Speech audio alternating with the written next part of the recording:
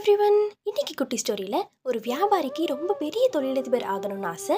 அவர் ஆனால் சரியாக திட்டமிடாததுனால அவர் வியாபாரத்தில் ரொம்ப பெரிய நஷ்டத்தை சந்திக்க நேர்ந்துச்சு. ரொம்ப மனக்கவலையில் இருந்தவர் வீட்டுக்கு போக மனசு இல்லாமல் ஊரை விட்டு ஒதுக்குப்புறமா ஒரு ஆற்றங்கரை இருக்கு, அங்கே போய் உட்காந்துக்கிறாரு. அவர் இந்த நிலா வெளிச்சத்தில் ஆற்று மணலில் உட்காந்து தான் வியாபாரத்தில் எப்படியெல்லாம் தோத்து போனாருன்னு நினச்சி அழுறாரு. கூட இருக்க பங்குதாரர்கள்லாம் எப்படியெல்லாம் நம்ப வச்சு கழுத்தறுத்து நம்பிக்கை துரோகம் பண்ணிட்டாங்க, இனி நான் எப்படி வியாபாரம் பண்ணி என் குடும்பத்தை காப்பாற்ற போறேன் அப்படின்னு அதே வேதனையிலேயே மூழ்கியிருக்காரு.